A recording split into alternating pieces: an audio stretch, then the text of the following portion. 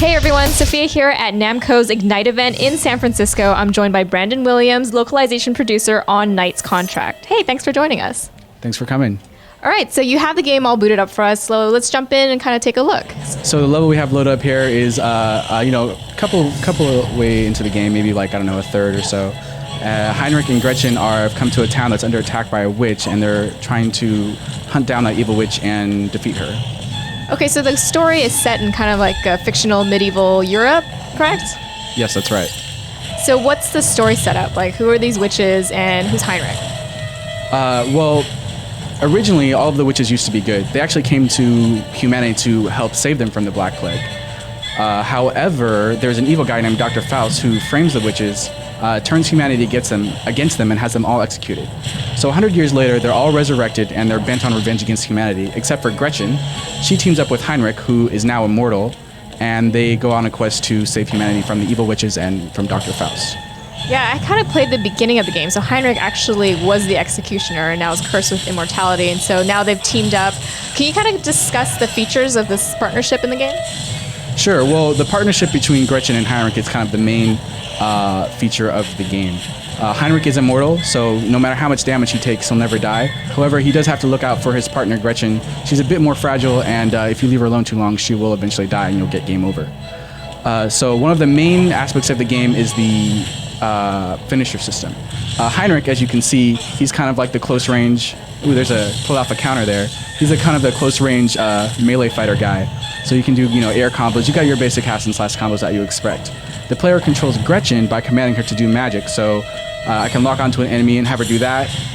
A bunch of thorns come out, stab the enemy, or I can kind of crush them from above with different kinds of magic. Now the finisher system is where the two really start to cooperate together.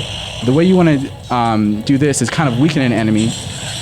I'll try to get this guy's health down to kind of a red area.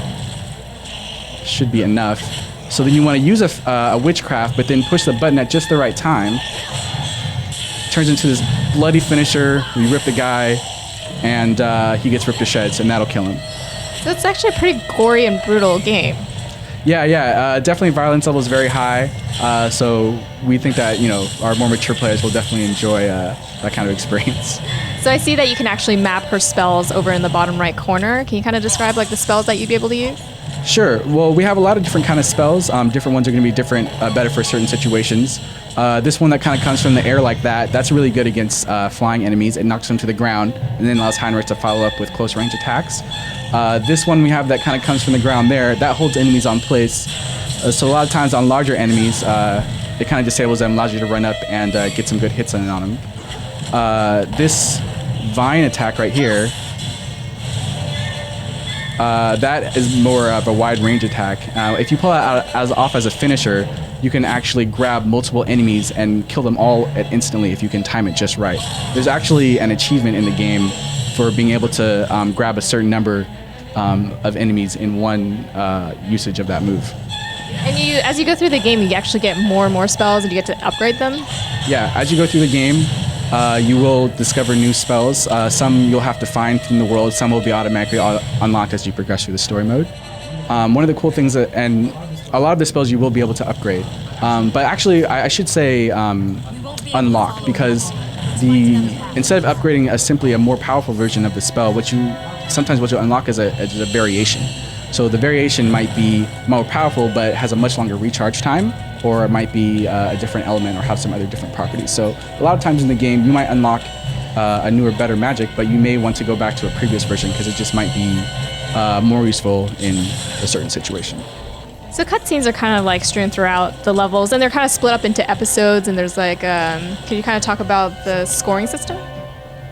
We definitely encourage players to pull off as many cool looking combos as they can, and players award points for this. And at the end of each episode, you'll get a score based on the number of combos you did, how many times you died, how quickly you finished the level, how many enemies you defeated, and so on. Players will be able to upload their scores online, and compare with their friends, and that kind of adds a community aspect to the game, which we think is going to give the game a lot of replay value.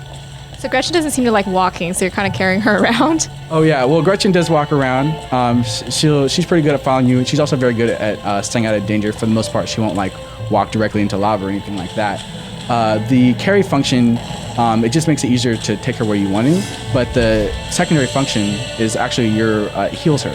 So as long as Heinrich is carrying Gretchen, her health will regenerate. So it's great in the middle of a battle. You can pick her up if she's low on health, run to the opposite side, and her health will regenerate. But also, the kind of disadvantage is, of course, you can't attack while you're holding her. That's true. So it looks good. When's the game coming out and on what platform? Players can look forward to slashing their enemies to bits on February 22nd, and it will be available on the Xbox 360 and the PlayStation 3. All right. Thank you so much for your time. Thanks for coming. And that was our look at Knights Contract. Be sure to check back on our site for more coverage.